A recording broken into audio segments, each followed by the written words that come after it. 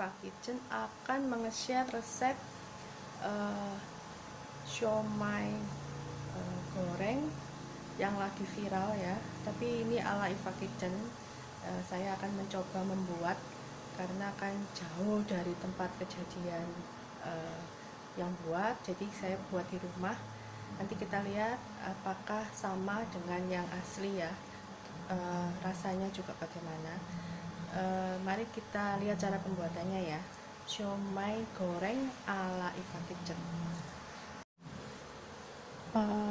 Sekarang kita akan membuat pangsitnya terlebih dahulu ya. Ini adalah kulit pangsit.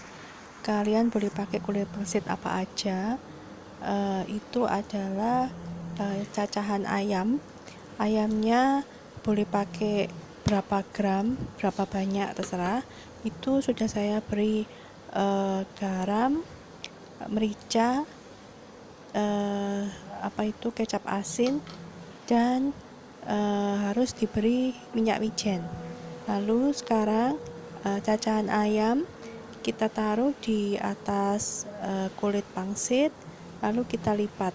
Bentuknya sesuai terserah teman-teman ya, bentuknya seperti apa. Kalau saya seperti ini, jadi saya lipat ujungnya, lalu saya lipat lagi ke luar, lalu saya beri lem ya, supaya nggak lepas kalau pas direbus.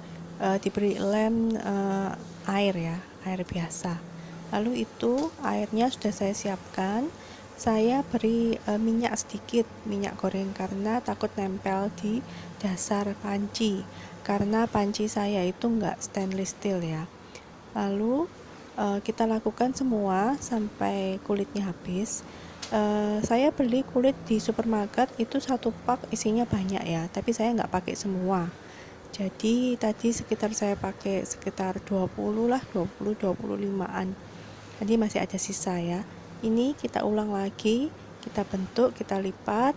Lalu setelah itu kita lem, lalu kita bungkus keluar seperti itu, kita lem lagi, baru kita masukin ke air yang tadi yang sudah mendidih ya, yang pasti ya. Ya, seperti itu. Lalu sekarang kita ini persiapkan bahannya. Itu ada kecambah atau tauge. Lalu saya pakai telur 2 butir ya. Terserah teman-teman mau pakai 2, 1 atau 3. Itu cacahan bawang putih, dan itu adalah bawang pre. Bawang putih saya pakai 3-4, makin banyak makin enak ya rasanya. Itu adalah irisan dadu ayam dada ya, dan itu sawi hijau saya cincang, saya potong-potong ya. Lalu itu kita lihat lagi siomaynya, pangsitnya sudah matang ya, sudah mengapung semua. Juga setelah mengapung saya diamkan dulu beberapa saat, baru saya ambil ya, saya saring ya. Lalu sekarang kita siapkan teflon yang sudah diberi minyak. Lalu kita tunggu sampai teflonnya panas, baru kita masukkan bawang putih, kita oseng-oseng ya. Ini kita tunggu sebentar ya ini ya, karena kan baru ditaruh di atas kompor ya. Nah, ini baru kita masukkan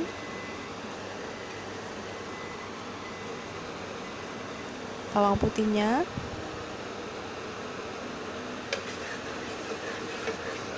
Lalu setelah harum,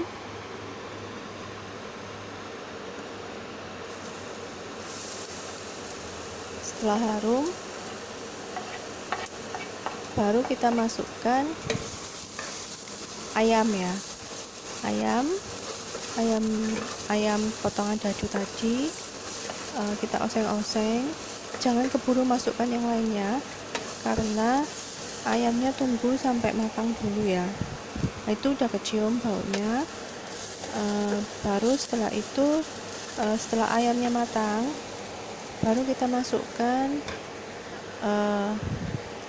yang lainnya ya, seperti kalau urut-urutannya itu terserah, pokoknya yang penting awal itu bawang putih sama ayam masuk dulu. Setelah bawang putih harum, ayamnya matang, setelah itu baru masukkan yang lainnya seperti tadi itu telur ya, telur. Lalu setelah itu telurnya diorak-arik, baru dimasukkan sawi hijau. Sawi hijaunya dioseng-oseng sampai agak layu, baru masukkan kecambah dan tambahkan sedikit air kalau apa itu asat ya, maksudnya itu kalau bahasa Jawa itu asat, jadi tambahkan sedikit air kalau dia kering ya, jadi jangan sampai gosong. Atur juga apinya. Nah, ini kita masukkan tadi telurnya. Terus satu lagi kuncinya kalau dari saya, supaya masakan itu lezat, saya biasanya tambahkan margarin ya, margarin sedikit saja, nggak terlalu banyak juga jangan terlalu sedikit, jadi sekitar setengah sendok makan ya, setengah sendok makan tapi nggak munjung ya, setengah sendok makan biasa kita tambahkan. Urutannya setelah telur dan setelah sawi itu boleh dimasukkan margarinnya ya. Ini saya masukkan margarinnya supaya hasil masakan itu terlihat mengkilap ya, mengkilap cantik ya. Ini kita oseng-oseng, tunggu telurnya sampai agak matang ya.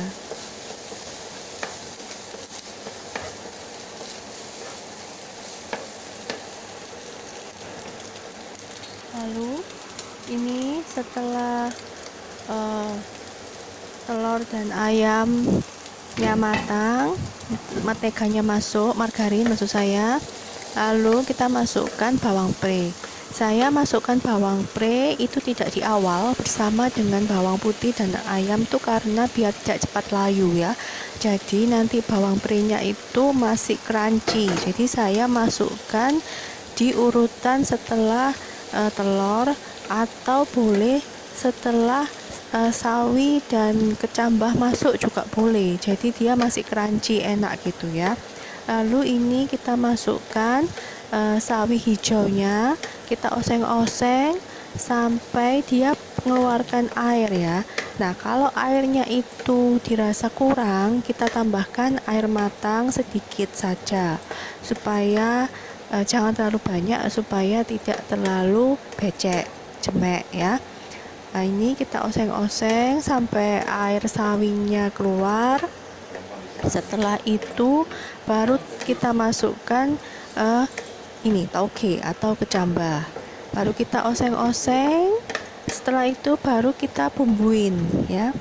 Bumbunya kalau saya supaya lebih sedap itu yang pasti garam, saya pakai 2 sendok teh.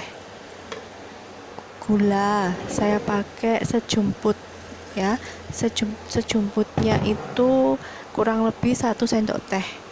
Kalau dirasa nanti kita icip-icip lagi, tinggal nanti dikoreksi rasanya. Ini taugenya masuk ya, kita oseng-oseng lagi.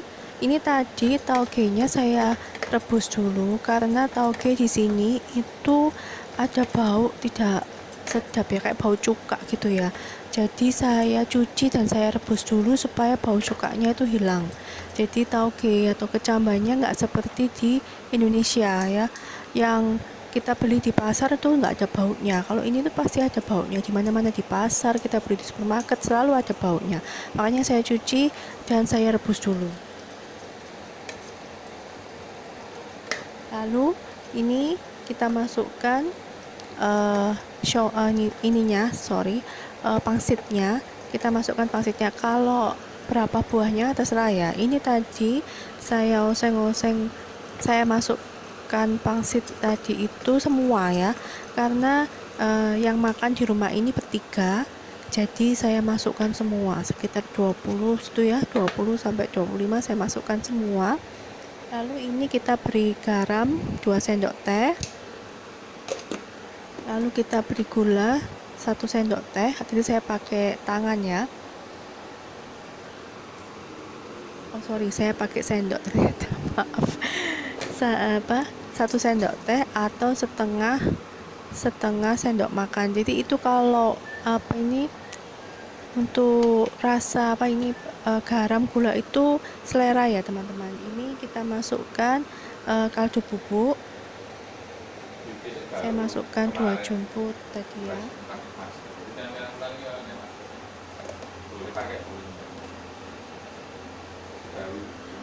Lalu kita masukkan kecap ikan, minyak ikan, itu sedikit saja, saya pakai 1 sendok teh.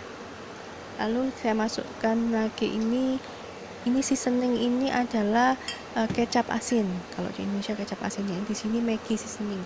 Lalu tak lupa ini adalah salah satu kuncinya yang untuk sedap adalah minyak wijen. Jangan lupa minyak wijen ya, jangan terlalu banyak juga.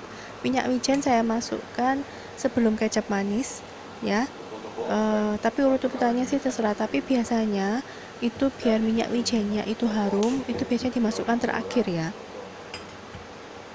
Ini kita masukkan kecap manisnya. Kecap manisnya kalau saya karena pangsit goreng yang asli, pangsit gorengnya Lek Gino itu hitam ya, bentuknya. Nah ini karena saya rasa kurang hitam, saya tambahin kecap manis. Tapi kalau teman-teman nggak suka kecap manis terlalu banyak, boleh ya, terserah ya, nggak usah ditambahin lagi juga nggak apa-apa, pakai sekitar 2 sendok makan juga nggak apa-apa ya, sesuai selera saja teman-teman. Terus tadi merica jangan lupa juga, merica itu juga penting untuk kesedapan masakan ya. Nah, ini saya tambahin lagi. Lalu kini kita oseng-oseng, dan ini sudah jadi ya. Kita oseng-oseng tunggu sampai kecapnya merata dan agak tanak sedikit saja. Lalu kita icip-icip kurang apa, baru kita tambahin lagi bumbu-bumbunya, kurang apa itu tadi ya. Kalau ini tadi punya saya sudah tidak kurang apa-apa, sudah sedap sekali, makanya langsung kita matikan kompor dan kita plating.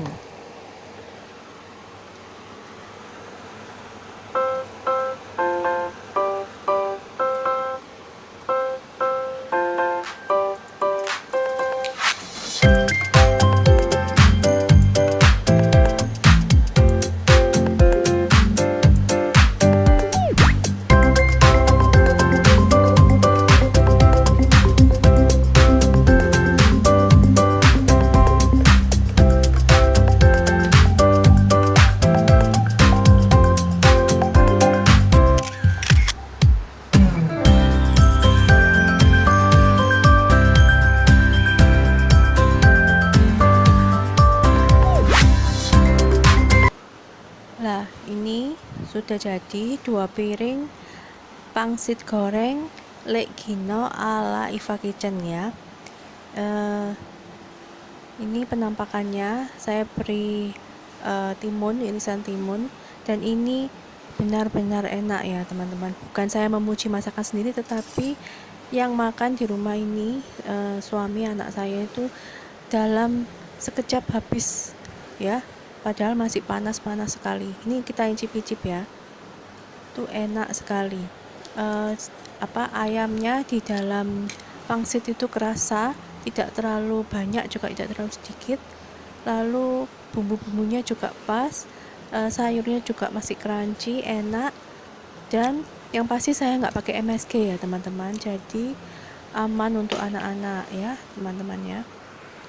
Ini bisa dicoba di rumah ya, ini bisa jadi menu tambahan untuk teman-teman, untuk ibu-ibu yang lagi bingung masak apa ya hari ini ya. Oke, sampai di sini dulu vlog Iva.